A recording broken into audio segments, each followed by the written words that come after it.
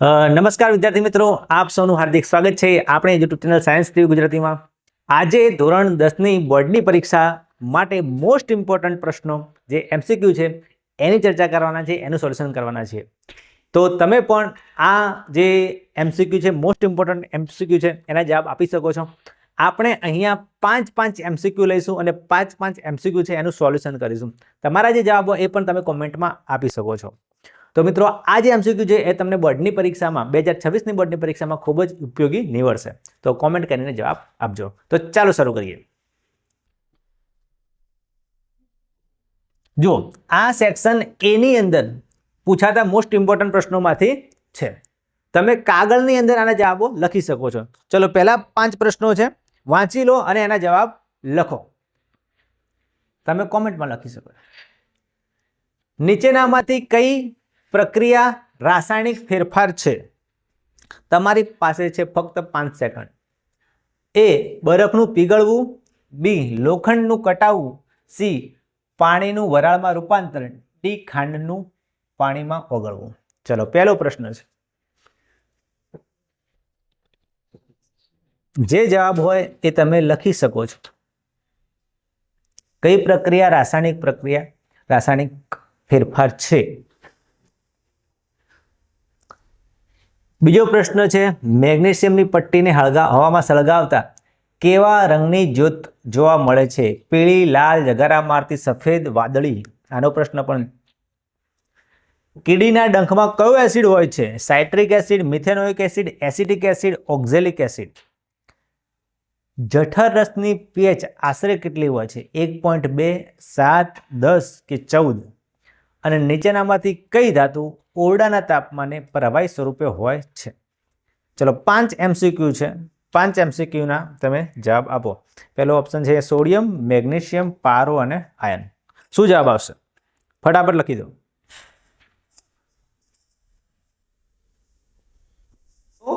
નીચેનામાંથી કઈ પ્રક્રિયા રાસાયણિક ફેરફાર છે? ચલો, શું જવાબ આવશે? લોખંડનું કટાવવું। લોખંડનું કટાવવું એ રાસાયણિક પ્રક્રિયા છે, એટલે કે ક્ષારણ। શું થશે? ક્ષારણની પ્રક્રિયા કેવી છે? રાસાયણિક। તો બરફનું પીગળવું આવે? ના આવે। પાણીનું વરાળમાં રૂપાંતર? ના આવે। ખાંડનું પાણીમાં ઓગળવું? ના આવે। એની અંદર કોઈ પણ રાસાયણિક બંધ બનતો નથી કે કોઈ પણ રાસાયણિક બંધ તૂટતો નથી, એટલે લોખંડનું કટાવવું આવશે। ચલો, બીજું, મેગ્નેશિયમની પટ્ટીને હવામાં સળગાવતા કેવા રંગની જ્યોત જોવા મળે છે? પીળી, લાલ, જગારા મારતી, સફેદ કે વાદળી? શું જવાબ આવશે આની અંદર? ઓપ્શન આવશે સી, જગારા મારતી સફેદ। ધોરણ 9ની અંદર આ પ્રયોગ આપણે કરેલો છે। મેગ્નેશિયમની પટ્ટીને થોડી ઘસીને પછી એને સળગાવવાની। કયા રંગની જ્યોત મળશે? સફેદ। બરાબર। એ તમારી બોર્ડની પરીક્ષામાં એવો પ્રશ્ન પૂછાય કે જે સફેદ રંગની રાખ મળે છે, એ સફેદ રંગની રાખ મળે છે એ પદાર્થ કયો હશે? પાછો જે રાખ મળે એ પદાર્થ કયો છે? ચલો, જવાબ આપો। મેગ્નેશિયમની પટ્ટીને આપણે સળગાવી દઈએ એટલે સફેદ રંગની રાખ મળશે। જ્યોત તો સફેદ રંગની છે જ, પણ એની જે રાખ મળે છે એ પણ સફેદ રંગની છે। એ પદાર્થ કયો? એને શું કહેવાય? બોલો, લખો। શું કહેવાય એને? મેગ્નેશિયમ ઓક્સાઇડ કહેવાશે। શું કહેવાશે? મેગ્નેશિયમ ઓક્સાઇડ, યાદ રાખજો। ચલો, ત્રીજો પ્રશ્ન, કીડીના ડંખમાં કયો એસિડ હોય છે? ફટાફટ, કીડીના ડંખમાં કયો એસિડ હોય છે? Citric acid, methanoic acid, acetic acid કે ઓક્ઝેલિક એસિડ? કીડી આપણને ડંખ મારે છે, કરડે છે, ત્યારે આપણને બળતરા થાય છે, કયો એસિડ નહીં હોતો? ચલો હડો, સાઇટ્રિક એસિડ હશે? સાઇટ્રિક એસિડ હશે? ના। ચલો, મિથેનોઇક એસિડ હશે કે નહીં હોય? હોઈ શકે। એસિટિક એસિડ હશે? એ પણ હોઈ શકે। ઓક્ઝેલિક એસિડ હશે? ના, ઓક્ઝેલિક એસિડ નહીં હોય। ચલો, આ બંનેમાંથી કયો હશે? કીડીના ડંખમાં કયો એસિડ હોય છે? એસિટિક એસિડ કે મિથેનોઇક એસિડ? બોલો, કયો હોય છે? યાદ કરો, મગજ ઉપર પ્રેશર આલો, થોડું મગજ ઉપર પ્રેશર આલો। બોલો, કયો હોય છે? તમે જે પણ લખ્યો હોય એ, પણ સાચો જવાબ આવશે મિથેનોઇક એસિડ. કયો જવાબ આવશે? મિથેનોઇક એસિડ આવશે. ચલો, તો ધ્યાન આપજો, એસિડિક એસિડનું સૂત્ર શું છે? CH3COOH. આ કોનું સૂત્ર છે? એસિડિક એસિડનું. એસ્ટ્રીકરણ વાળી પ્રક્રિયાની અંદર આ સૂત્રની જરૂર પડશે. અને મિથેનોઇક એસિડનું સૂત્ર શું છે? HCOOH, એક કાર્બન. બરાબર, આને મિથેનોઇક એસિડ કહેવાય, આને 2 કાર્બન વાળું ઇથેનોઇક એસિડ પણ કહેવાય. એ પણ સાથે સાથે યાદ રાખજો. ચલો, ચોથો પ્રશ્ન. જઠર રસની pH આશરે કેટલી હોય છે? જઠર રસ, જઠરની અંદર જે આપણો એસિડ ઉત્પન્ન થાય છે એના કારણે જઠર રસની pH કેટલી થઈ જાય એસિડના લીધે? 1.2, 7, 10 કે 14? બોલો, 1.2, 7, 10 કે 14? આની અંદર, આ પ્રશ્નની અંદર કોઈ વસ્તુ ગોખવાની છે નહીં. બરાબર, સિમ્પલ વસ્તુ છે કે ભાઈ જઠર રસની અંદર એસિડ ઉત્પન્ન થાય. કયો એસિડ? કયો એસિડ ઉત્પન્ન થાય? Hydrochloric acid, HCl. પછી આપણે ભણ્યા છે pH માપક્રમ. શું ભણ્યા છીએ? pH માપક્રમ 0 થી કેટલી હોય? 7 અને 7 થી 14. 7 હોય તો તટસ્થ, 7 હોય તો તટસ્થ. 0 થી 7 વચ્ચે હોય તો એસિડ, અને 7 થી 14 વચ્ચે હોય તો બેઝ. તો ધ્યાનથી જો, 1.2 છે, 7, 10 છે, 14 છે, અને જઠર તો એસિડિક હોય તો કઈ pH આવે? ABCD, કઈ pH આવે? જઠર રસની અંદર હાઇડ્રોક્લોરિક એસિડ ઉત્પન્ન થાય છે, એ એસિડિક છે. બરાબર, તો pH હોવી જોઈએ 0 અને 7 ની વચ્ચે. 7 છે એ તો તટસ્થ છે, તો 7 તો આવે નહીં. 10 છે તો બેઝિક છે, 14 પણ બેઝિક છે. સાચો જવાબ શું આવશે? 1.2 ની આસપાસ હોય છે. ચલો, હવે 5મો પ્રશ્ન, એનો જવાબ આપો. નીચેનામાંથી કઈ ધાતુ ઓરડાના તાપમાને પ્રવાહી સ્વરૂપે હોય છે? સોડિયમ, મેગ્નેશિયમ, પારો કે આયન? કઈ હોય ધાતુ ઓરડાના તાપમાને પ્રવાહી સ્વરૂપે હોય એવી ધાતુ કઈ? સોડિયમ, મેગ્નેશિયમ, પારો કે આયન? સિમ્પલ છે, બોલો કયો આવશે? સોડિયમ તો આપણે જોઈએ છીએ ભાઈ, પાણી નાખીને ફોડીએ છીએ, એ પ્રવાહી સ્વરૂપે હોય છે? એ પ્રવાહી હોતી નથી. મેગ્નેશિયમની પટ્ટી આપણે સળગાયેલી છે, એ પ્રવાહી સ્વરૂપે હતી? ના. પારો તમે થર્મોમીટરની અંદર જોયેલો હશે. અને આયન તો લોખંડ છે, આયન એટલે લોખંડ.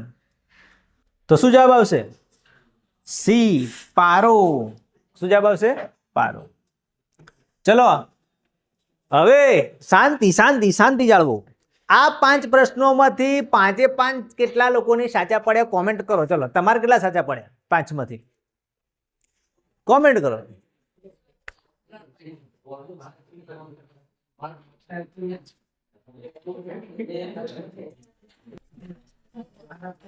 ચલો ભાઈ, નેક્સ્ટ બીજા 5 પ્રશ્નો આવી ગયા છે. જે પણ જવાબ આવે કોમેન્ટમાં જણાવો, લખો.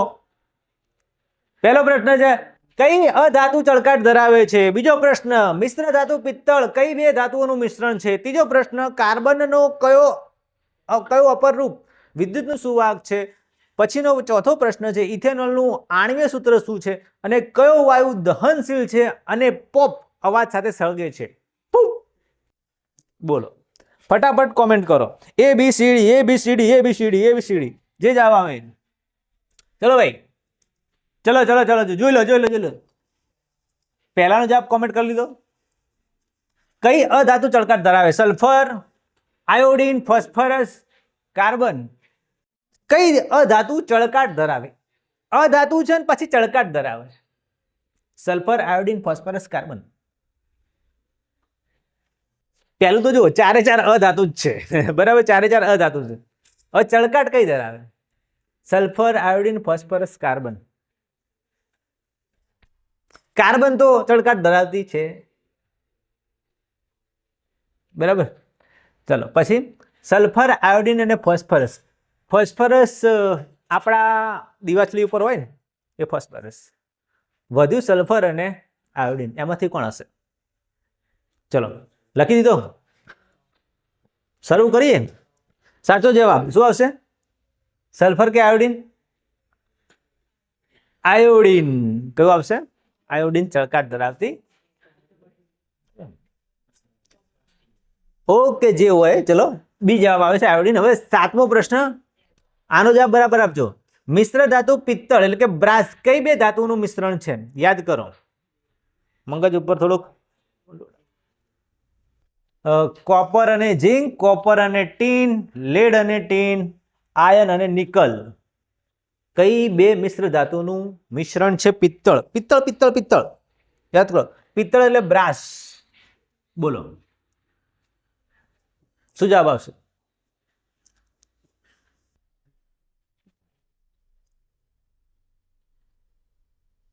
બોલો. ABCD ABCD ABCD. શું લાગે છે શું જવાબ આવશે? પિત્તળ પિત્તળ પિત્તળ પિત્તળ પિત્તળ. પિત્તળની અંદર કોપર તો ફરજિયાત હોય, બરાબર, એટલે આ બે તો આવે નહીં. તાંબા પિત્તળ, તાંબુ પિત્તળ નહીં કહેતા, તાંબુ પિત્તળ. તાંબુ તો એની અંદર હોય એટલે કોપર તો હોય. ચલો હવે આમે કોપર છે ને આમે કોપર છે. ઝિંક આવશે કે એસએન આવશે? Z SN. મગજ ઉપર થોડું લોડ આપો, યાદ કરો. શું આવશે? શું આવશે? એ બી એ બી એ બી એ બી એ બી એ બી એ બી બી આવશે. કોપર અને ટીન. રેડી? ઓકે ઓકે, ચલો ત્રીજા પ્રશ્ન ઉપર આવી જાઓ. કાર્બનનો, ના ભાઈ આ ચેક કરો.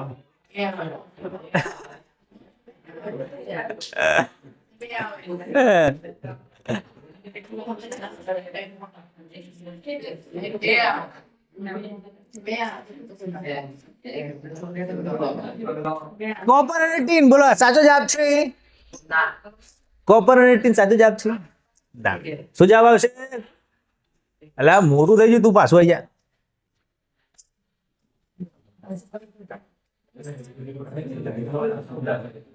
ફૂલ જાય સીમ સીમ. ચલો કોપર ને ટીન સાચો જવાબ નહીં. સાચો જવાબ શું છે? કોપર અને ઝિંક. ઓકે ઓકે સાહેબ, હજુ તમારે કે થોડું ફેરફાર કરો તો કરી લો કે ટીન તો નહીં આવતું, ઝિંક જ આવે. બરાબર. ચલો, કાર્બનનો કયું અપરરૂપ વિદ્યુતનું સુવાહક છે? હીરો, ગ્રેફાઇટ, ફુલેરીન, કોલસો. ચલો પડો. કાર્બનનું કયું અપરરૂપ વિદ્યુતનું સુવાહક છે? કાર્બનના બે અપરરૂપ ખાસ આપણે ભણ્યા છીએ, હીરો અને ગ્રેફાઇટ, બરાબર. એમાંથી કયું અપરરૂપ વિદ્યુતનું સુવાહક છે? વિદ્યુતનું સુવાહક હોય એવું કયું? શું આવશે જવાબ? ગ્રેફાઇટ. ગ્રેફાઇટ આપણા જોડે હોય, અત્યારે પણ તમારી જોડે હશે. બોલો કયું એનું ઉદાહરણ આપો ગ્રેફાઇટનું? અત્યારે આપણી જોડે છે, બધા જોડે. શું હશે? પેન્સિલ, પેન્સિલની અણી. ચલો 9મો પ્રશ્ન, ઇથેનોલનું આણ્વિક સૂત્ર શું છે? CH3OH, C2H5OH, C3H7OH, CH3COOH. ચલો ઇથેનોલનું આણ્વિક સૂત્ર ABCD શું જવાબ આવશે? ચલો યાદ કરી લઈએ આપણે સિસ્ટમ વાઇઝ. એટલે શું થાય કે ભાઈ એક પ્રશ્ન તૈયાર કરો સાથે બીજો તૈયાર થઈ જાય. ચલો ઇથેનોલ, ફરીથી તો શરૂઆત ક્યાંથી કરવાની? આલ્કેનનું પહેલું શું કહેવાય? પહેલો સભ્ય મિથેન, પછી ઇથેન, પછી પ્રોપેન, પછી બ્યુટેન, પછી પેન્ટેન. બસ આટલા યાદ રાખજો. Methane, ethane, propane, butane, pentane. મિથેનમાં કેટલા કાર્બન હોય? 1. ઇથેનમાં 2. પ્રોપેનમાં 3. બ્યુટેનમાં 4. પેન્ટેનમાં 5. હવે આપણે કયું જોવાનું છે? ઇથેનોલ. એટલે ઇથેન પછી ઇથેનોલ. તો 2 કાર્બન હોવો જોઈએ. 2 કાર્બન વાળું કયું છે? આમાં છે 2 કાર્બન? ના. આમાં છે? હા. આમાં છે? ના. આમાં છે? હા. આમાં 2 છે. ચલો હવે ઇથેનોલ કીધું છે તો એમાં કયો સમૂહ હોવો જોઈએ? OH સમૂહ હોવો જોઈએ. ઇથેનોલનો કયો સમૂહ હોવો જોઈએ? OH. તો કોની અંદર છે? આમાં છે કે આમાં છે? આ તો એસિડ નો સમૂહ. શું જવાબ આવશે ઇથેનોલનું સૂત્ર? C2H5OH.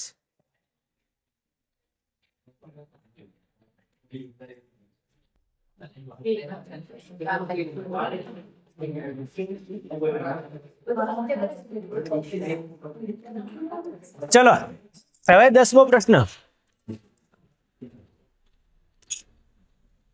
10મો પ્રશ્ન. કયો વાયુ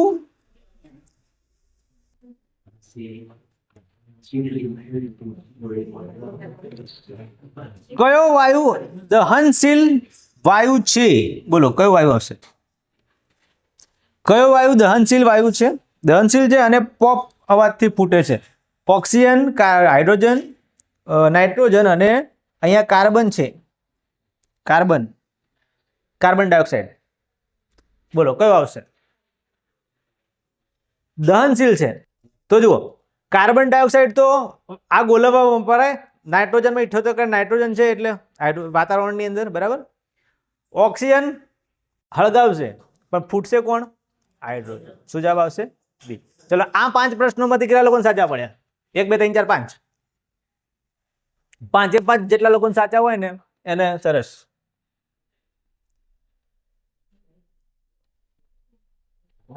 ઓકે ચલો હળો છેલ્લે ગણીશું આપણે બધાને. 11મો પ્રશ્ન. ચલો જવાબ આલો ભાઈ આનો હળો ફટાફટ. મનુષ્યમાં પાચનની શરૂઆત ક્યાંથી થાય છે? જઠર, નાનું આંતરડું, મોટું આંતરડું કે અન્નનળી? બીજો પ્રશ્ન.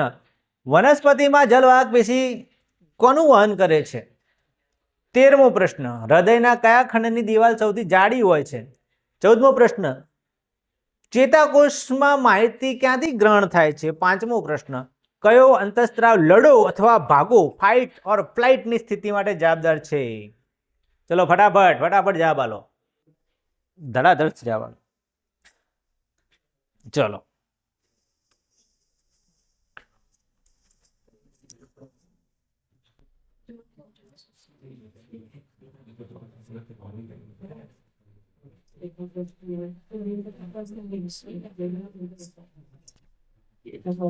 ચલો 5 પ્રશ્નોના જવાબ આપો. શરૂ કરીએ. ચલો 11મો પ્રશ્નથી શરૂઆત કરીએ. મનુષ્યમાં પાચનની શરૂઆત ક્યાંથી થાય છે? જઠર, નાનું આંતરડું, મોટું આંતરડું કે અન્નનળી? તો પાચનની શરૂઆત ક્યાંથી થાય? જ્યાંથી તમે મોઢામાં ખોરાક લો છો. ક્યાંથી લો છો ખોરાક? મોઢામાંથી. તો ભાઈ મોઢાથી પાચનની શરૂઆત થાય છે. સારું ચલો આ જવાબ સાચો હોય તો મને એક બીજા પ્રશ્નનો જવાબ આપો. મુખમાં પાચનની શરૂઆત થાય ત્યારે ખોરાકની અંદર કયા પોષક તત્વોનું પાચન અહીંથી શરૂ થઈ જાય છે, જેના માટે એમાઇલેજ ઉત્સેચક જવાબદાર છે? ચલો એનું કહો. કોના માટે જવાબદાર છે? બોલો. સરસ. જેનો જવાબ છે કે સ્ટાર્ચ. સ્ટાર્ચના પાચન માટે એમાઇલેજ ઉત્સેચક જવાબદાર છે. રેડી? યાદ રાખજો આવા નાના પ્રશ્નો આની સાથે કનેક્ટેડ હોય. વનસ્પતિમાં જલવાહક પેશી કોનું વહન કરે છે? ખોરાક, પાણી, એમિનો એસિડ કે ઓક્સિજન? જલવાહક પેશી. જલ ही जीवन है. બોલો શું જવાબ આવશે? એટલે કોમેન્ટ કરી દો, લખી દો. ખોરાક, પાણી, એમિનો એસિડ, ઓક્સિજન. જલવાહક પેશી તેનું વહન કરશે? પાણીનું વહન કરશે. ઓકે. તો પછી એની સાથે રિલેટેડ ખોરાકનું વહન કઈ પેશી કરશે? તો એ પણ આપણને આવડવું જોઈએ.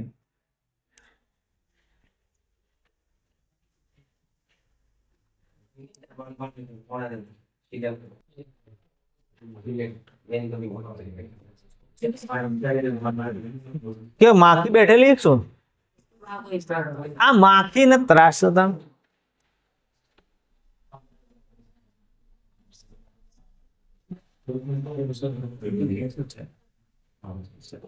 આ માખી પથારી ફેરે.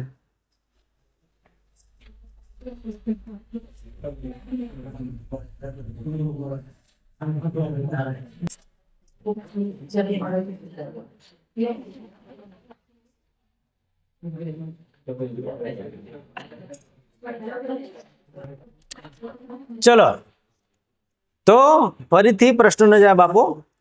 ખોરાક છે એ ખોરાકનું વહન કઈ પેશી કરશે? અન્નવાહક પેશી. ચલો 13મો પ્રશ્ન. હૃદયના કયા ખંડની દિવાલ સૌથી જાડી હોય છે? ડાબુ કર્ણક, જમણું કર્ણક, ડાબુ ક્ષેપક કે જમણું ક્ષેપક? કઈ દિવાલ સૌથી જાડી હોય છે? યાદ કરો.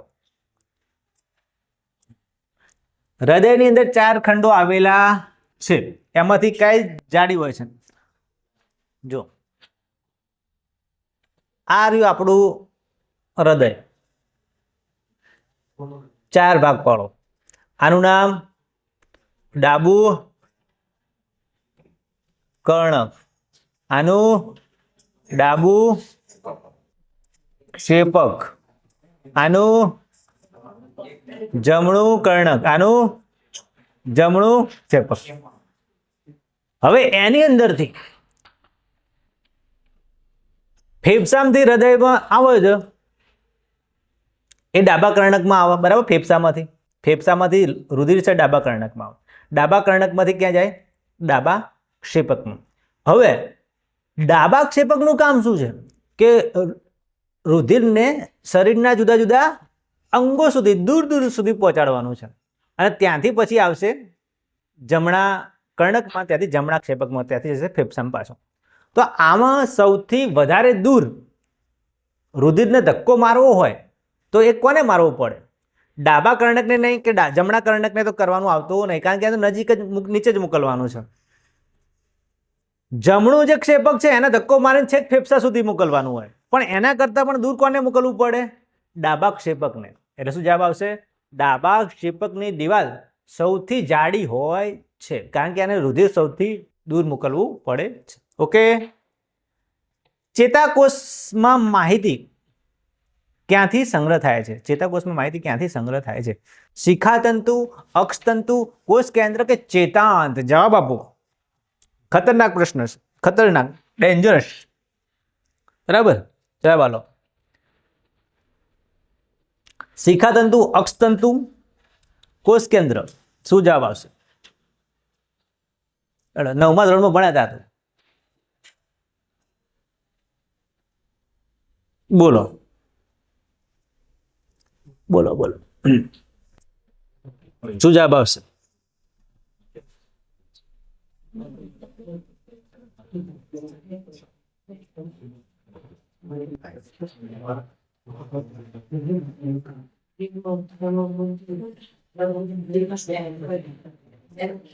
જુઓ,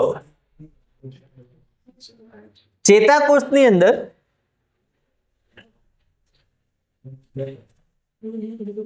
માહિતી ક્યાંથી ગ્રહણ થાય છે? તો જુઓ, આ રહ્યો આપણો ચેતાકોષ, એની પૂંછડી, આ શિખાતંતુ, કાચંડો લાગે, બરાબર. હવે ખબર છે કે ભાઈ આ જે ચેતાકોષ હોય એમાંથી માહિતી આગળવાળા ચેતાકોષમાંથી આવે, બરાબર. તો આગળવાળા ચેતાકોષનો ચેતાંત વાળો ભાગ અને અહીંયા શિખાતંતુ વાળો ભાગ, બરાબર, અને વચ્ચે ચેતોપાગમની જગ્યા આવે છે. આ જે શિખાતંતુનો છેડો છે ત્યાંથી એ આગળવાળા કોષમાંથી માહિતીનું ગ્રહણ કરે છે, એટલે શું જવાબ આવશે? શિખાતંતુ. બરાબર. આ અક્ષતંતુ નહીં આવે, કોષ કેન્દ્ર નહીં આવે, ચેતાંત નહીં આવે. માહિતી ગ્રહણ કોણ કરશે? કોણ કરશે? શિખાતંતુ. ચલો 15મો પ્રશ્ન. કયો અંતઃસ્ત્રાવ લડો અથવા ભાગો ની સ્થિતિ માટે જવાબદાર છે? Insulin, adrenaline, thyroxine, testosterone? બોલો. લડો યા ભાગો, મારો યા કાટો, મારો યા મર જાઓ. કૂતરું પાછળ પડ્યું હોય, કૂતરું પાછળ પડ્યું હોય ત્યારે આપણા શરીરમાં કયો અંતઃસ્ત્રાવ ઉત્પન્ન થાય? આપણે વિડીયો બનાવેલો છે. ઇન્સ્યુલિન ના, થાઇરોક્સિન ના, ટેસ્ટોસ્ટેરોન ના. કોણ આવશે? એડ્રીનાલિન. ચલો હવે 5 પ્રશ્નોમાં કોણ વધારે પ્રશ્ન જાવ માર્ક્સ આવે? જવાબ આલો.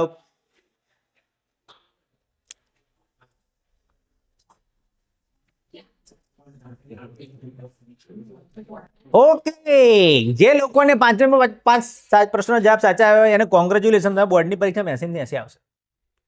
ચલો આનો જવાબ આલો. પરાવર્તી કમાન ક્યાં રચાય છે? અમીબામાં પ્રજનન કઈ પદ્ધતિ દ્વારા થાય છે? બરાબર. પુષ્પનું નર પ્રજનન તંત્ર કયું છે? અંગ કયું છે? મનુષ્યના શુક્રકોષમાં કેટલા રંગસૂત્રો હોય છે અને આનુવંશિકતાના પિતા તરીકે કોણ ઓળખાય છે? 5 મોસ્ટ ઇમ્પોર્ટન્ટ પ્રશ્નો છે. ચલો જવાબ આપી રહ્યા ફટાફટ. ABCD ABCD ABCD CDAB CDAB CDAB A BBBB CCCC. ચલો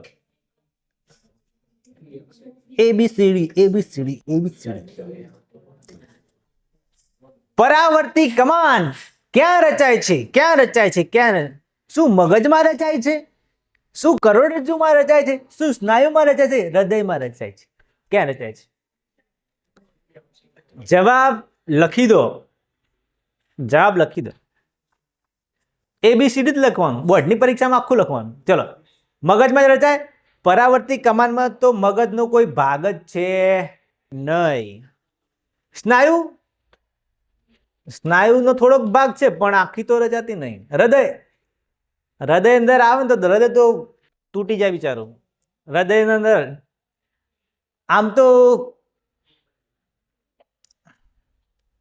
જોવા જઈએ ને તો હૃદયને બિચારાને અસર તો થાય થોડી. શું જવાબ આવશે? કરોડરજ્જુ. હાથમાં કાંટો વાગ્યો, સોરી પગમાં કાંટો વાગ્યો તો પગની અંદર આવી જશે અને માણસ. ઓકે, હવે બીજો પ્રશ્નનો જવાબ આપો. 17મો પ્રશ્ન. અમીબામાં પ્રજનન કઈ પદ્ધતિ દ્વારા થાય છે? કલિકા સર્જન, વિભાજન, પુનર્જનન, બીજાણુ સર્જન. શું અમીબા કલિકાઓ પેદા કરે છે? આમાં કોક તો પેદા કરે. ખોટા પગ પેદા કરે. શું કરે? ખોટા પગ પેદા કરે અમીબા. આમ ભાઈ આમાંથી બીજું અમીબા ના બની જાય? ના બને. એટલે કલિકા સર્જન તો કહેવાય નહીં. કલિકા સર્જન શેમાં થાય ખબર છે? કલિકા સર્જન હાઇડ્રામાં. યાદ રાખજો, કલિકા સર્જન હાઇડ્રામાં. ચલો વિભાજન, પુનર્જનન કે બીજાણુ સર્જન? બીજાણુ સર્જન શેમાં થાય? ફૂગની અંદર થાય, યીસ્ટમાં. યીસ્ટ જેવી બીજી ફૂગો હોય એમાં, મ્યુકર એમાં થાય. ચલો પુનર્જનન શેમાં થાય? પ્લેનેરિયા. તો વધ્યું શું? દ્વિભાજન. અમીબાના શરીરના 2 ટુકડા. શું તો કહેવાય ને? દ્વિભાજન. ચલો 18મા પ્રશ્નનો જવાબ આપો. પુષ્પનું નર પ્રજનન અંગ કયું છે? ચલો સ્ત્રી કેસર, પુંકેસર, વજ્રપત્ર, દલપત્ર. આ પત્રો તો આવતા જ નહીં. ચલો 2 પત્રો નહીં, 2 પત્રો નીકળી ગયા. હવે કઈ કેસર આવશે? કઈ કેસર? પુંકેસર કે સ્ત્રી કેસર? સ્ત્રી કેસર કે પુંકેસર? નર નર નર નર નરમાં શું આવે? સ્ત્રી આવે કે પુંકેસર જ આવે? સ્ત્રી તો આવે જ ના. ચલો 19મો પ્રશ્ન. Important, most important. મનુષ્યના શુક્રકોષમાં કેટલા રંગસૂત્રો હોય છે? પાછું શુક્રકોષ કોની અંદર હોય? નરની અંદર હોય. વિચારો જવાબ આપો. આ બહુ જ યાદ રાખજો. આવો પ્રશ્ન, આ રંગસૂત્રનો પ્રશ્ન દર વખતે બોર્ડની પરીક્ષામાં પૂછાય ને એવો પૂછાય ને કે હાહાકાર મચી જાય છે. આમાં હાહાકાર મચવાનો છે. મનુષ્યના શુક્રકોષમાં કેટલા રંગસૂત્રો હોય છે? 46, 23, 22 કે 44? જો ઘણી વખત એવો પ્રશ્ન પૂછાય કે મનુષ્યના દૈહિક કોષની અંદર કેટલા જોડ રંગસૂત્રો હોય છે? બરાબર, તો દૈહિકની અંદર હોય છે 22 જોડ. કેટલા? 22 જોડ. પણ ટોટલ મનુષ્યની અંદર 23 જોડ હોય છે. એ 23મી જોડ ક્યાં હોય છે? તો એ 23મી જોડ હોય છે એના લિંગી રંગસૂત્રમાં. પુરુષ હોય તો શુક્રકોષની અંદર એ 23મું જોડ હશે. બરાબર, એટલે 46 XY. બરાબર, 22 નહીં આવે, 44 નહીં આવે, 46 નહીં આવે. અને એક બીજો પ્રશ્ન આની અંદર ઉત્પન્ન થાય કે સાહેબ મનુષ્યની અંદર 23 જોડ રંગસૂત્રો હોય તો જોડ નહીં કીધું હોય, ખાલી રંગસૂત્રોની સંખ્યા કીધી છે. 23 કેવી રીતે? કારણ કે જે શુક્રકોષ હોય એની અંદર અડધા રંગસૂત્રો અર્ધીકરણથી ફેલાઈ ગયેલા હોય એટલે 46 માંથી 23 હોય. આમ જોડ 23 અને જે રંગસૂત્રોની સંખ્યા 46 છે, બરાબર. પણ શુક્રકોષની અંદર 23 જોડ હોય, અંડકોષની અંદર 23 જોડ રંગસૂત્રો હોય. યાદ રાખજો, આ બંને ભેગા થઈને પછી 46 થાય. 20મો પ્રશ્ન, આનુવંશિકતાના પિતા તરીકે કોણ ઓળખાય છે? Darwin, Mendel, Lamarck, newton. Newton અહીં ક્યાં આવે તું? ન્યૂટન બાયોલોજીમાં જો ઘૂસી જાય. આ બાયોલોજીનો પ્રશ્ન છે, બરાબર. આનુવંશિકતાના પિતા તરીકે કોણ ઓળખાય છે? હા, એમ પૂછે કે ભાઈ ગ્રેવિટીના પિતા કોણ છે? આ ભાઈ તમે એમ ના કહે સાહેબ ગ્રેવિટી વળી કોણ? ગ્રેવિટી કઈ છોકરીનું નામ છે ભાઈ? હે, ગ્રેવિટી કઈ બલાનું નામ છે? ગ્રેવિટી તો ગુરુત્વાકર્ષણ છે, એ તો ફિઝિક્સમાં આવે, તો ન્યૂટન. સફરજન પડ્યું હતું માથા ઉપર, માથું ફૂટી ગયું હતું. આનુવંશિકતા બોલો, જવાબ બોલો. ડાર્વિન, મેન્ડલ કે લેમાર્ક? શું જવાબ આવશે? ડાર્વિન. હા બરાબર, ડાર્વિન બરાબર. આનુવંશિકતાના પિતા ડાર્વિન. ના, ડાર્વિન નહીં આવે. ડાર્વિન ના આવે ભાઈ. કયો જવાબ આવે? ડાર્વિન તો આપણે ભણવાનો નહીં આવતો. લેમાર્કે આપણે નહીં આવતા. કોણ આવશે? મેન્ડલ આવે. ઉતાવળમાં ભૂલ કરી બેસતા નહીં. ડાર્વિનનો ઉત્ક્રાંતિવાદ આપણે ભણવાનો આવતો નહીં. ચલો, આ 5 માંથી કેટલા સાચા પડ્યા? હજુ કોઈ નબીરો મળ્યો નહીં જેને 5 માંથી 5 સાચા હોય. હા, હવે આનો જવાબ હલો. બસ. ચલો, અરીસાનું સૂત્ર કયું છે?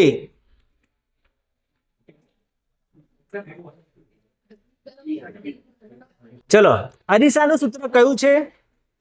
લેન્સનો પાવરનો એસઆઈ એકમ કયો છે? માનવ આંખની કેન્દ્ર લંબાઈમાં ફેરફાર કોણ કરે છે? તારાઓનું ટમટમવું એ કઈ ઘટનાને આભારી છે? અને મેઘધનુષ્યની રચનામાં કઈ પ્રકાશીય ઘટના બનતી નથી? ચલો જવાબ આપો. પહેલો પ્રશ્ન. ચલો, અરીસાનું સૂત્ર મોસ્ટ ઇમ્પોર્ટન્ટ.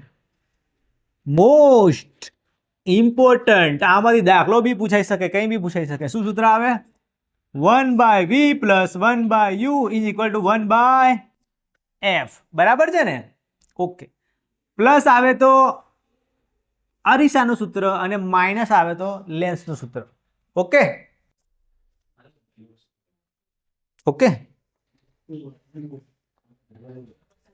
હવે 22મો પ્રશ્ન, લેન્સના પાવરનો એસઆઈ એકમ જણાવો. એકદમ સિમ્પલ, બોર્ડની પરીક્ષામાં દર વખતે હોય છે, ઘણી વખત હોય છે. મીટર, સેન્ટીમીટર, ડાયોપ્ટર કે વોટ? બોલો શું જવાબ આવશે? Centimetre, metre.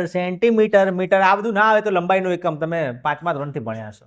2 ઓપ્શન છે. ચલો, ડાયોપ્ટર અને વોટ. તો વધ્યું કોણ? ડાયોપ્ટર. ચલો, 23મો પ્રશ્ન, આંખના લેન્સની કેન્દ્ર લંબાઈમાં ફેરફાર કોણ કરે છે? કિકી, સિલિયરી સ્નાયુઓ, આઇરિસ કે નેત્રપટલ? બરાબર સમજીને જવાબ આપજો. બોલો.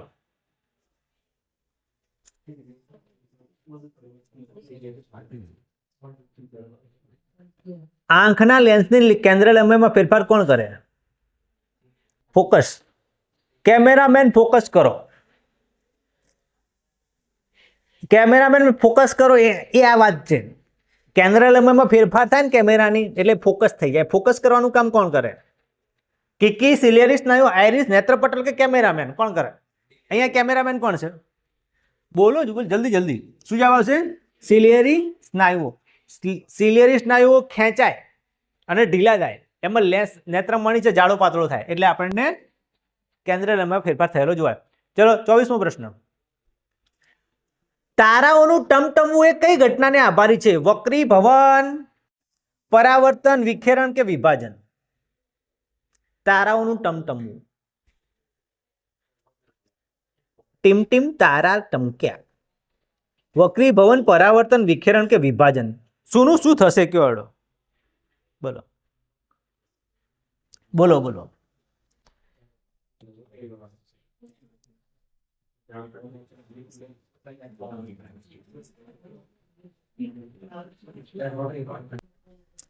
જો આપણે ભણ્યા હતા વક્રીભવનની ઘટના, પૂર્ણ આંતરિક પરાવર્તન ને બધું એમાં વક્રીભવન બધું. તો ખાસ તમને યાદ હોય તો શબ્દ વાપરતા હતા વાતાવરણીય વક્રીભવન. યાદ આવ્યું? વાતાવરણીય વક્રીભવનના કારણે તારાઓ ટમટમતા દેખાય છે.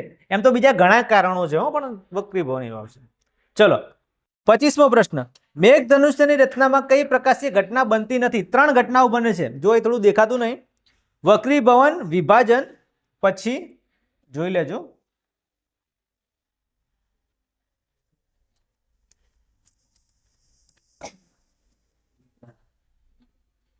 આંતરિક પરાવર્તન કે શોષણ.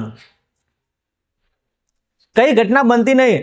મેઘધનુષ્યની ઘટના જે થાય એમાં 3 ઘટના બને છે. યાદ કરો. જુઓ કે ભાઈ પાણીનું ટીમ્પું હોય, પ્રકાશનું કિરણ આવ્યું એટલે અહીંયા વાંકું વળે એટલે વક્રીભવન તો થાય છે. ભાઈ એટલે આ તો ના આવે. ત્યાં જઈને ટકરાઈને પાછું વળે એટલે પરાવર્તન થાય છે. ક્યાં ગયું? પરાવર્તન થાય છે એટલે એ પણ ના આવે. બરાબર. પછી પાછું ત્યાંથી બહાર નીકળે એટલે પાછું વક્રીભવન થાય છે. અને સાથે સાથે અહીં ઘટના તમને જોયું હતું કે જે પરાવર્તન થઈને બહાર નીકળે ત્યારે 7 રંગોમાં વિભાજન પણ થાય છે. મેઘધનુષ્યને 7 રંગોમાં વિભાજન થાય છે. તો કઈ ઘટના બનતી નથી? શોષણ. શોષણ અહીંયા થતું નથી. બહુ શોષણ થાય, અહીંયા નહીં થતું. ચલો નેક્સ્ટ. બીજા પ્રશ્નો આવી ગયા તમારી સ્ક્રીન ઉપર, જોઈ લો.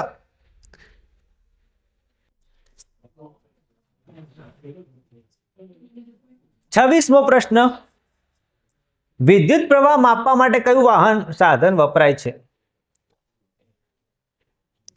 Voltmeter, ammeter, galvanometer. ચલો એનો જવાબ દો. પછી અવરોધનો એસઆઈ એકમ કયો છે? જવાબ દો.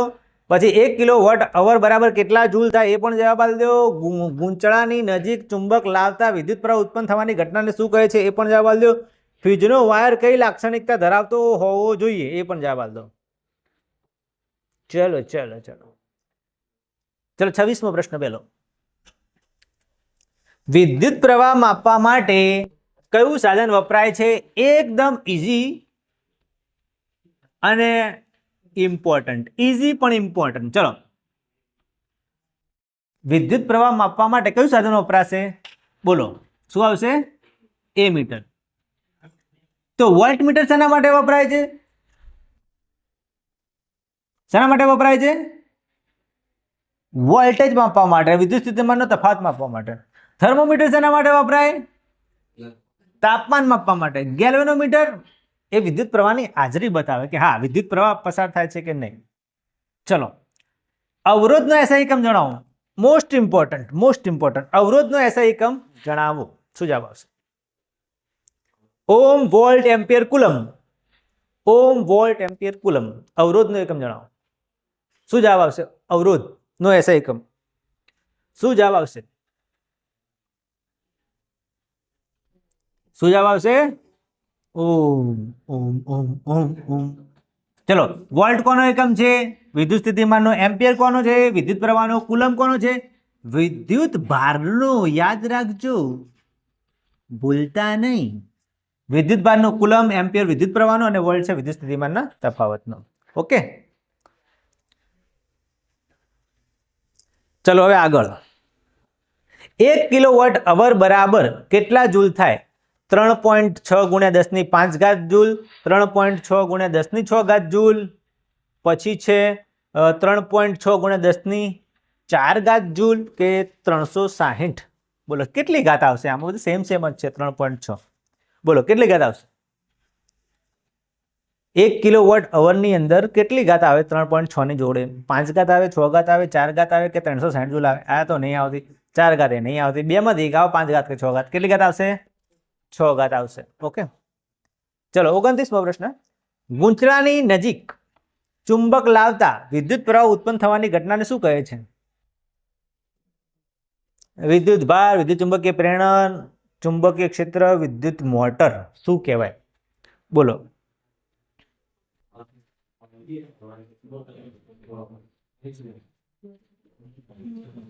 જો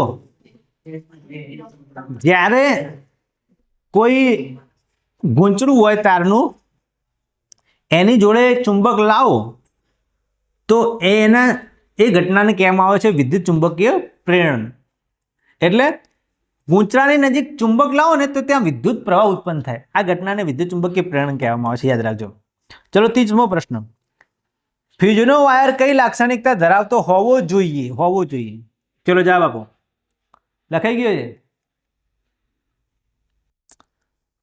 ઊંચું ગલનબિંદુ, નીચું ગલનબિંદુ, વધુ લંબાઈ કે ઓછો અવરોધ?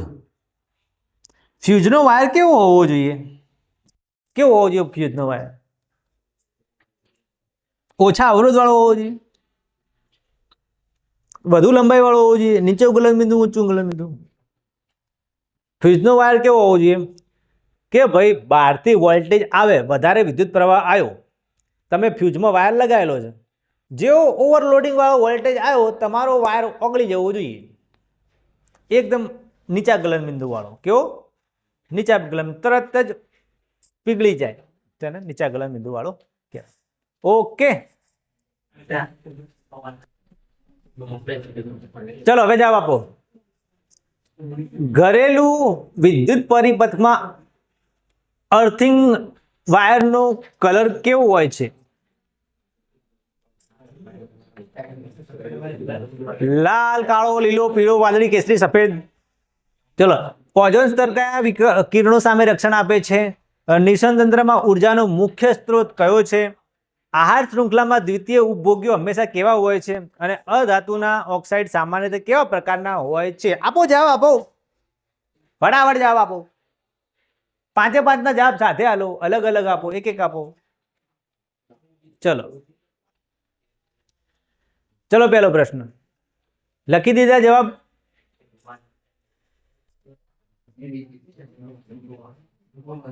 ઘરેલું વિદ્યુત પરિપથમાં અર્થિંગનો વાયરનો રંગ કેવો હોય છે? લાલ હોય છે, કાળો હોય છે, લીલો હોય છે કે પીળો હોય છે?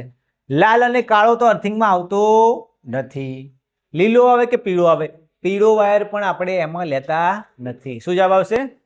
લીલો. 32મો પ્રશ્ન. ઓઝોન સ્તર કયા કિરણો સામે રક્ષણ આપે છે? ઇન્ફ્રારેડ, અલ્ટ્રાવાયોલેટ, એક્સ કિરણો, ગામા કિરણો? ચલો,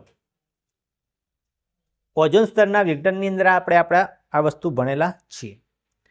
ઓઝોન સ્તર કયા કિરણો સામે રક્ષણ આપે છે? સૂર્યમાંથી આવતા ખતરનાક, ડેન્જરસ, ભૂકા બોલાવી દે એવા કિરણો કયા છે? જે કિરણો આપણા શરીરની અંદર ઘૂસી જાય, આપણા ડીએનએની પથારી ફેરવી કાઢે, તો આપણને થાય કેન્સર, સ્કિન કેન્સર થાય. બોલો કોનાથી થાય? એ કયા કિરણો છે? એ ખતરનાક. તમારો જવાબ લોક કરી દઈએ. આ જવાબ છે 1 કરોડનો. જવાબ લોક ક્યાં જાય? શું એ ઇન્ફ્રારેડ છે, સૂર્યમાંથી આવતા, અલ્ટ્રાવાયોલેટ છે, ક્ષ કિરણો છે, ગામા કિરણો છે? ઓલો કયો જવાબ આવશે? Ultraviolet, UV rays. અલ્યા અત્યારે બધી ક્રીમો આવી છે લગાવવાની, Fair and Lovely, ultraviolet protection વાળી, એના માટે હોય છે. એટલે બોર્ડની પરીક્ષા આલવા જાઓ એટલે કો તો દુપટ્ટો લગાવીને જજો, અથવા ultraviolet sunscreen fair and lovely લગાવીને જજો, બરાબર? એટલે પરીક્ષામાં કાળા ના થઈ જાઓ અને યુવી રેસ ના લાગે. હા, 33મો પ્રશ્ન. નિષણ તંત્રમાં ઉર્જાનો મુખ્ય સ્ત્રોત કયો છે?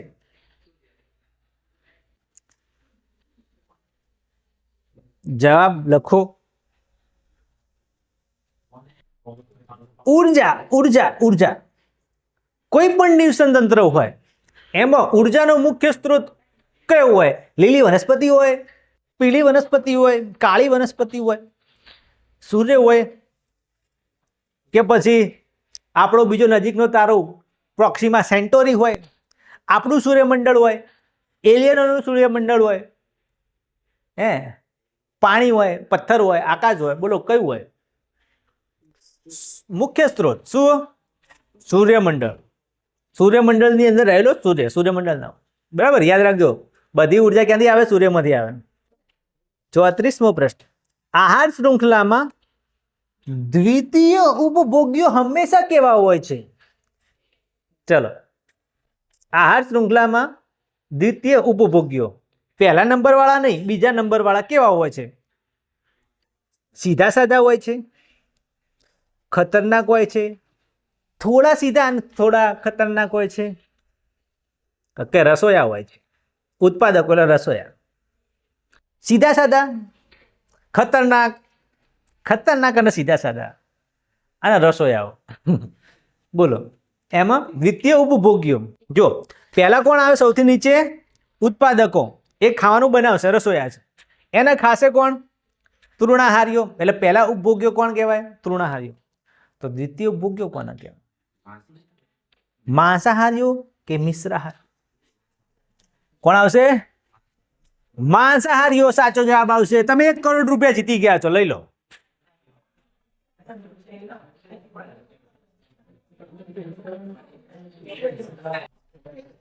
આ પ્રશ્નનો જવાબ 1 કરોડ રૂપિયાનો તો તમારા ખાતાની અંદર નાખી દેવામાં આવશે. ચલો, ખાતા નંબર તો હાલો, અંદરથી ઉઠાઈ ના લે તો કહેજો.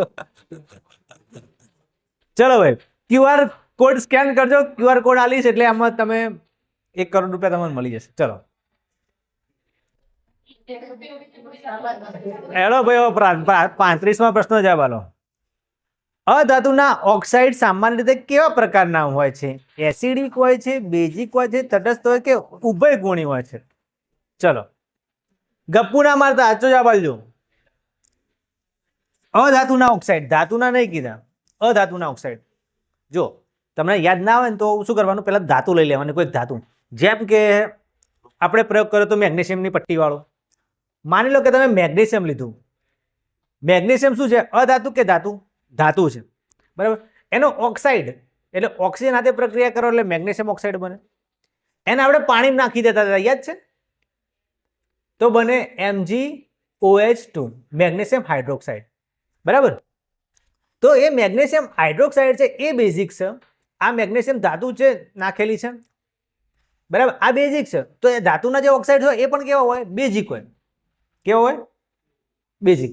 પણ અહીંયા અધાતુની વાત છે, તો અધાતુના ઓક્સાઇડ કેવા હોય? કેવા હોય? એસિડિક. યાદ રાખજો, એસિડિક હોય, બરાબર. ચલો, હવે કેટલા લોકોને સાચા પડ્યા આ 5માંથી? ઓકે, ચલો આગળ. હવે આનો જવાબ આપો. પ્લાસ્ટર ઓફ પેરિસનું રાસાયણિક સૂત્ર જણાવો. મોસ્ટ ઇમ્પોર્ટન્ટ છે, બરાબર, પૂછાઈ શકે, બરાબર. પ્લાસ્ટર ઓફ પેરિસનું સૂત્ર જણાવો. પછી આધુનિક આવર્ત કોષ્ટકમાં કેટલા સમૂહ હોય છે? બરાબર. પિત્તરસનો સંગ્રહ ક્યાં થાય છે? પ્રકાશ સંશ્લેષણ દરમિયાન કયો વાયુ મુક્ત થાય છે? સ્ત્રીઓમાં કયા અંતઃસ્ત્રાવ ઉત્પન્ન થાય છે?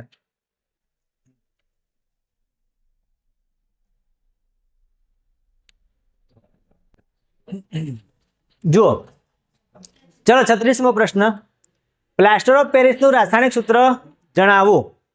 તો એનું સૂત્ર શું આવશે? CaSO4 2H2O CaSO4 × 1H2O Na2CO3 H2O. આ તો ના આવે ને ભાઈ પ્લાસ્ટર ઓફ પેરિસમાં બે તો. ચલો, 2 માંથી 1 છે, કોણ છે? આખું 2 કે અડધું 2? અડધું 1/2 આવશે ને. ઓકે, ચલો જુઓ. પછી આધુનિક આવર્ત કોષ્ટકમાં કેટલા સમૂહ હોય છે? તો એમાં આવશે 18 સમૂહ. ચલો 38મા પ્રશ્નનો જવાબ આપો. પિત્તરસનો સંગ્રહ ક્યાં થાય છે? યકૃત, પિત્તાશય, સ્વાદુપિંડ, જઠર. શું જવાબ આવશે? પિત્તરસનો સંગ્રહ ક્યાં થાય છે? યકૃત, પિત્તાશય, સ્વાદુપિંડ, જઠર. તો જુઓ, પિત્તરસ છે એ પોપ, યાદ રાખજો. શું આવશે? પિત્તાશય. ઓકે, ચલો નેક્સ્ટ. પ્રકાશ સંશ્લેષણ દરમિયાન કયો વાયુ મુક્ત થાય છે? CO2, O2, H2 કે N2? ચલો, પ્રકાશ સંશ્લેષણ દરમિયાન કયો વાયુ મુક્ત થાય છે?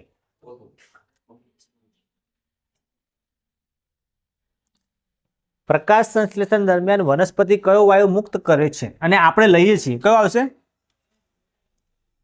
નાઇટ્રોજન ના આવે, હાઇડ્રોજન ના આવે, બેમાંથી એક આવે. આપણે કયો લઈએ છીએ? ઓક્સિજન. એટલે વનસ્પતિ ઓક્સિજન છોડતી હશે. ચલો 40મો પ્રશ્ન. સ્ત્રીઓમાં કયા અંતઃસ્ત્રાવ ઉત્પન્ન થાય છે? ચલો, કયા અંતઃસ્ત્રાવ ઉત્પન્ન થશે?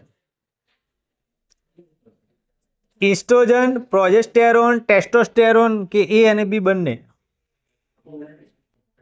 કયો આવશે? ચલો, તો કયો ઉત્પન્ન થતો નથી? ટેસ્ટોસ્ટેરોન પુરુષોની અંદર ઉત્પન્ન થાય, ઇસ્ટ્રોજન અને પ્રોજેસ્ટેરોન બંને ઉત્પન્ન થશે સ્ત્રીઓની અંદર. ચલો હવે જવાબ આપો.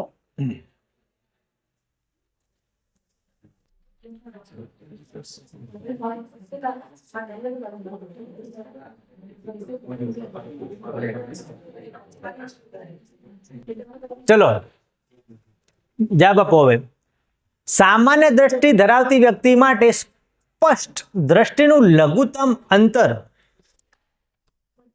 એટલે કે નજીક બિંદુ કેટલું છે? નજીક બિંદુ કેટલું છે? 2.5 સેન્ટીમીટર, 25 સેન્ટીમીટર, 25 મીટર કે અનંત? સામાન્ય દ્રષ્ટિ ધરાવતી વ્યક્તિ માટે દ્રષ્ટિનું લઘુત્તમ અંતર નજીકમાં નજીક કેટલું જોઈ શકે? કેટલા સેન્ટીમીટર કે મીટર સુધી એકદમ સ્પષ્ટ નજીક જોઈ શકે, જેને આપણે નજીક બિંદુ કહીએ છીએ. યાદ રાખજો, પરીક્ષામાં પૂછાશે નજીક બિંદુ એટલે શું. તો એ બોલો કયો આવશે? આ આપણે પૂછાયેલો છે આપણી પરીક્ષામાં. અહીંયા શું આવશે? 25 સેન્ટીમીટર, 25 મીટર આવશે ને 25 સેન્ટીમીટર સુધી માણસ નજીક જોઈ શકે. ચલો 42મો પ્રશ્ન. વિદ્યુત સ્થિતિમાનનો તફાવત માપવાનો એકમ કયો છે? હમણાં તમને કીધું હતું, વોલ્ટ, વોલ્ટ, જૂલ કે ઓહમ? ઓહમ. ઓહમ બોલો કયો આવશે? વોટ આવશે, વોલ્ટ આવશે, જૂલ આવશે કે ઓમ આવશે? ઓમ તો હમણાં જોયું કે અવરોધનો એકમ છે, બરાબર. જૂલ એ કાર્ય અને ઉર્જા માટે છે. વોટ કે વોલ્ટ? શું જવાબ આવશે? વિદ્યુત સ્થિતિમાનનો જવાબ. વિદ્યુત સ્થિતિમાનનો તફાવત માટે આવશે વોલ્ટ. કયો આવશે? વોલ્ટ. અને વિદ્યુત ઉર્જા માટે કિલોવોટ અવરમાં આવે એના આવશે વોટ, બરાબર. ચલો 43મો પ્રશ્ન, આનો જવાબ આલો. જૈવિક વિશાલન એટલે કે બાયોલોજીકલ મેગ્નિફિકેશન માટે કયું રસાયણ જવાબદાર છે? CFC, DDT, CO2, CH4. જૈવિક વિશાલન જેના કારણે માછલીઓ મરી જાય છે, પાણીની અંદર જળ પ્રદૂષણ થાય છે, જમીન આપણી બિનફળદ્રુપ થઈ જાય છે, બરાબર. અને ઘણા બધા પ્રોબ્લેમ તો થાય જ છે. કયું રસાયણ જવાબદાર છે? બોલો. Carbon dioxide? ના. મિથેન? મિથેન ગ્રીન હાઉસ વાયુ છે. હવે ઘણા કન્ફ્યુઝ થઈ જશે આમાં. બોલો બોલો બોલો બોલો.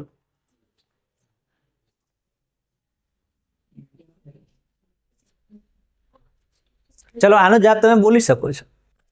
બોલો શું જવાબ આવશે? CFC કે DDT? DDT, CFC. CFC મોટા ભાગના વિદ્યાર્થી કહે છે સાહેબ CFC. CFC ખોટો જવાબ છે. શું જવાબ આવશે? DDT. ક્લિયર કરું.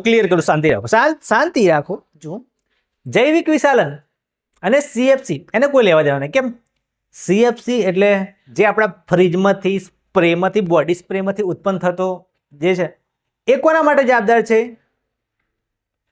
ઓઝોન ના વિઘટન માટે. કોના વિઘટન માટે? ઓઝોન સ્તરના વિઘટન માટે CFC જવાબદાર છે. DDT જે ફર્ટિલાઇઝર તરીકે વપરાય છે, રાસાયણિક ખાતર તરીકે, એ જૈવિક વિશાલન માટે જવાબદાર છે. આપણે આપણા ખેતરની અંદર DDT નાખીએ છીએ, પછી વરસાદ પડે છે અને એ વરસાદની અંદર DDT પાણી સાથે વહેતું નદીની અંદર જાય છે. એ નદીની અંદર જે માછલી હોય છે એ માછલી એ DDT ખાઈ જાય છે અને પછી મરી જાય છે, એટલે એને જૈવિક વિશાલન કહેવાય. ચલો નેક્સ્ટ. નીચેનામાંથી કયું જૈવ અવિઘટનીય કચરો છે? ચલો જવાબ આપો મિત્રો. કાગળ છે, ફળોની છાલ છે, પ્લાસ્ટિક છે, લાકડું છે, લોખંડ છે?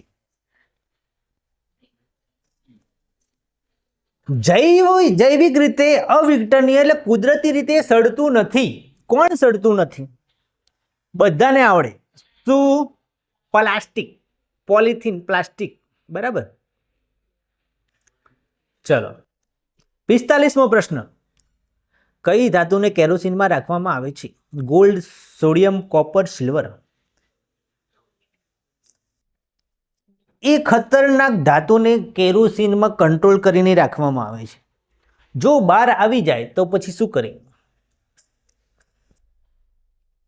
જેમ સાપને મદારી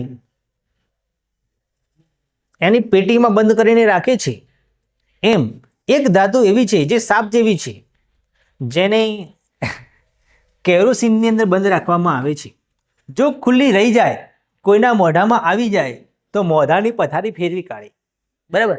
હાથમાં આવી જાય અને હાથ ભીના હોય તો હાથની પથારી ફેરવી કાઢે, અને બીજી કોઈ જગ્યાએ હાથમાં આવી જાય તો એની પથારી પણ ફેરવી કાઢે. બોલો એ ધાતુ કઈ છે? સોડિયમ ધાતુનો, સોરી ચા બોલી ગયો હું. સોડિયમ ધાતુનો ઉપયોગ કરતી વખતે ધ્યાનમાં રાખવું કે જ્યાં સોડિયમ ધાતુ છે ત્યાં પાણી, ભેજ કે એવી કોઈ બીજી વસ્તુ હોવી જોઈએ નહીં, બરાબર. ઓકે, સિલ્વર ના આવે, કોપર ના આવે, ગોલ્ડ ના આવે, કઈ ધાતુ આવશે? સોડિયમ. ઓકે, ચલો હવે બીજા જવાબ આપો.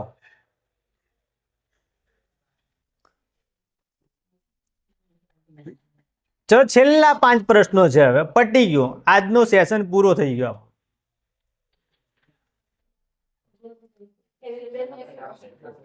લોખંડનું વહાણ સમુદ્રમાં કટાતું અટકાવવા કઈ ધાતુનું ચોસલું લગાવવામાં આવે છે? બીજો પ્રશ્ન છે, લાલ લિટમસ પેપરને ભૂરું કોણ બનાવે છે? શ્વસન એ કેવી પ્રક્રિયા છે? આંખમાં પ્રકાશ કોના દ્વારા પ્રવેશે છે? કુકરમાં, સૂર્ય કુકરમાં કયા અરીસાનો ઉપયોગ થાય છે? ચલો 5 પ્રશ્નોને જવાબ સાથે આલો, અલગ અલગ આપો, એક એક આપો, અને ના આવડતા તો ના લો, બોર્ડની પરીક્ષામાં ના. ચલો, લોખંડનું વહાણ સમુદ્રમાં કતાતું અટકાવવા કઈ ધાતુનું ચોસલું લગાવવામાં આવે છે? Zinc, tin, lead, aluminium. બોલો એવી ધાતુ લગાવવાની કે જે લોખંડ કરતા વધારે સક્રિય હોય. લોખંડ કરતા વધારે સક્રિય હોય ને એ ધાતુ લગાવાય, એનાથી ઓછી સક્રિય ના લગાવાય. કેમ? કારણ કે લોખંડ કરતા વધારે જે ધાતુ સક્રિય હશે એ બિચારી પોતે આત્મહત્યા કરી લેશે અને લોખંડને બચાવી લેશે. શું કહેશે? ટાઇટેનિકની અંદર, તમે લોકો ટાઇટેનિક પિક્ચર જોયું? નહીં જોયું? ટાઇટેનિકની અંદર કેટ વિન્સલેટને બચાવવા માટે, પેલા હીરોનું નામ શું હતું? જોસેફ. કેટ વિન્સલેટને બચાવવા માટે, હિરોઈનને બચાવવા માટે દરિયાની અંદર વચ્ચોવચ્ચ જ્યારે ટાઇટેનિક ડૂબી જાય છે ત્યારે એ હીરો કેટ વિન્સલેટને બચાવવા માટે શું કરે છે? એને કે તું પેલા પતરા ઉપર બેસી કે હું લટકી રહે, તે બિચારો ઠંડા પાણી મેં ઠરીને મરી જાય અને પેલી ઉપર બેસીને બચી જાય. અહીંયા એવું જ છે, લોખંડનું વહાણ છે. એ ટાઇટેનિક નહીં પણ લોખંડનું વહાણ તો છે ને. ચલો, લોખંડનું વહાણ છે, એની અંદર લોખંડ બચી જાય એટલે આ કેટ વિન્સલેટ બચી જાય, એના માટે હીરો કયો લગાવવામાં આવે છે? ઝિંક, ટીન, લેડ કે એલ્યુમિનિયમ? શું આવશે? ઝિંક, બરાબર. લખું છે આ આપણા ટાઇટેનિકનો હીરો છે, એનું મને નામ યાદ આવે. આ કેટ વિન્સલેટ છે, હિરોઈન. હિરોઈનને બચાવવા માટે હીરો શું કરશે? મરી જાય બિચારો. કોણ? ઝિંક. ચલો 47મો પ્રશ્ન, લાલ લિટમસ પત્રને ભૂરું કોણ બનાવે છે? એસિડ, બેઝ, ક્ષાર કે નિસ્યંદિત પાણી? લાલ લિટમસ પત્રને ભૂરું કોણ બનાવે છે? યાદ કરો, આપણે એક શબ્દ આપ્યો તો, શું હાલે તો? શું આપ્યો તો? બોલો બોલો બોલો. નહીં યાદ આવે? ભૂલા, એ ભૂલા, એ ગોડા. ચલો, એસિડ ભૂરાને લાલ બનાવે તો લાલને ભૂરું કોણ બનાવે? કોણ બનાવે? બેઝ. 48મો પ્રશ્ન. શ્વસન કેવી પ્રક્રિયા છે? ઉષ્માક્ષેપક પ્રક્રિયા છે, ઉષ્મા શોષક પ્રક્રિયા છે, વિઘટન પ્રક્રિયા છે કે સંયોગીકરણ પ્રક્રિયા છે? બોલો. શ્વસન, શ્વાસ લેવાની પ્રક્રિયા. ચલો, શ્વસન કેવી પ્રક્રિયા છે? બોલો. ઉષ્માક્ષેપક છે, ઉષ્મા શોષક છે, વિઘટન છે, સંયોગીકરણ છે? કઈ આવશે? શ્વસન. આપણે શ્વાસમાં ઓક્સિજન લઈએ, કાર્બન ડાયોક્સાઇડ કાઢીએ, એ ઓક્સિજન કેમ લઈએ છીએ? આપણે જે ખોરાક ખાધો હોય એ ખોરાકનું પાચન કરવા માટે લઈએ, અને એ ખોરાકનું પાચન થાય એટલે શું બને? ઉષ્મા ઉત્પન્ન થાય. શું ઉત્પન્ન થાય? ઉષ્મા, ગરમી ઉત્પન્ન થાય. એટલે શ્વસન કેવી પ્રક્રિયા છે? ઉષ્માક્ષેપક પ્રક્રિયા છે. ચલો, લાસ્ટ 2 ક્વેશ્ચન છે, હવે આ તો આવડવા જોઈએ બધાએ. આંખમાં પ્રકાશ કોના દ્વારા અંદર પ્રવેશ કરે છે? આંખની અંદર પ્રકાશ કોના દ્વારા પ્રવેશ કરે? બોલો. કીકી, પારદર્શક પટલ, નેત્રમણી, દ્રષ્ટિચેતા. પહેલું કોણ આવે? કીકી ના આવે. પહેલું જે વસ્તુ આવે ને એની અંદર પ્રવેશ કરે કોણ? કોર્નિયા. એને શું કહેવાય? કોર્નિયા એટલે પારદર્શક પટલ. યાદ રાખજો. પારદર્શક પટલ યાદ ના રહે તો કોણિયા યાદ રાખજો. કોણિયા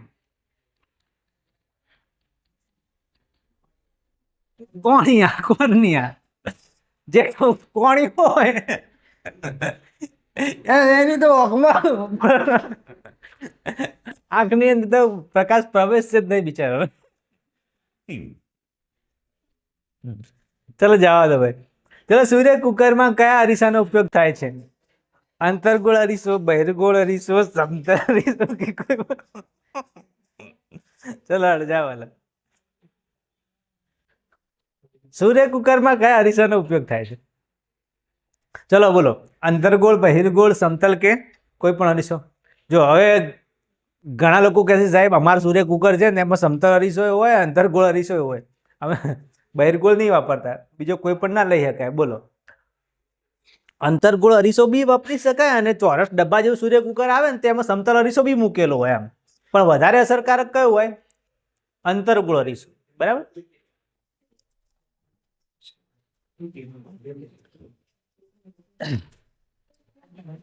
ચલો તો ભાઈ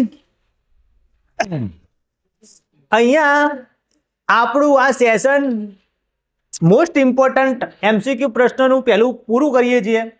જો તમારે આવું બીજું સેશન જોઈતું હોય તો 50 કોમેન્ટ ઓછામાં ઓછી જોઈશે તો બીજું સેશન આવશે, નહીં તો આવશે નહીં. 50 કોમેન્ટ જોઈશે. ચલો, આ એક મેમરી મેપ છે, મેમરી બેંક પુનરાવર્તન કરવા માટે થોડું યાદ રાખી લેજો. જો જઠરસની પીએચ કેટલી યાદ રાખવાની? 1.2. પ્લાસ્ટર ઓફ પેરિસનું અણુ સૂત્ર ઘણી વખત પૂછાય, CaSO4 × 1H2. ઇથેનોલનું સૂત્ર પણ આની અંદર પૂછાઈ ગયું, આપણે યાદ રાખશું, C2H5OH. આમાં ફિઝિક્સના પણ થોડા પ્રશ્નો હતા. સ્પષ્ટ દ્રષ્ટિ અંતર, માણસની આંખ કમ્પ્લીટ કામ કરતી હોય, આડું અવળું ના જોતી હોય તો કેટલું નજીક જોઈ શકશે? 25 સેન્ટીમીટર. 1 કિલોવોટ અવર બરાબર કેટલા જૂલ? 3.6 × 10⁶ યાદ રાખજો. લેન્સના પાવરનો એકમ કયો? ડાયોપ્ટર. ચલો, પિત્તળની અંદર કઈ મિશ્ર ધાતુ છે? કોપર અને ઝિંક. મનુષ્યમાં રંગસૂત્રોની સંખ્યા કેટલી? 23 જોડ. એમાં પાછી રંગસૂત્રો એટલે લિંગી રંગસૂત્રોની વાત છે, શુક્રકોષની વાત છે અહીંયા. અર્થિંગ વાયર કયા રંગનો હોય? લીલા રંગનો હોય. ઓકે, તો અહીંયા આપણે આ મિશનને પૂર્ણ કરીએ છીએ. Mission accomplished, target finish. મહત્વના બોર્ડની પરીક્ષામાં પૂછાય એવા 50 પ્રશ્નોનું આપણે સોલ્યુશન કરી દીધું છે. આશા છે કે આ 50 પ્રશ્નો તમને આવડી ગયા હશે. ચલો, હવે 50માંથી તમારે કેટલા સાચા પડ્યા એટલા કોમેન્ટમાં જણાવો. ચલો આવો સેશન બીજો જોઈતો હોય MCQ પ્રશ્નોનો, એ પણ પાછા બોર્ડની પરીક્ષામાં પૂછાય એવા મોસ્ટ ઇમ્પોર્ટન્ટ પ્રશ્નોનો, તો 50 કોમેન્ટનો ટાર્ગેટ આપવામાં આવે છે. ટાર્ગેટ પૂર્ણ કરશો તો બીજું સેશન આવશે. ચલો ત્યાં સુધી મને રજા આપો. આવજો, બાય બાય, સાયોનારા, સી યુ, સબ્બા ખેર અને અબ્બા ઘેર. ચલો મળીશું બીજા કોઈ સેશનમાં, ત્યાં સુધી આવજો. अरे भाई अब तो वीडियो को लाइक कर दे और साइंस टीवी गुजराती चैनल को सब्सक्राइब कर दे, नहीं तो तरुण सिर तुझे भी बंदर बना के यहाँ बिठा देंगे.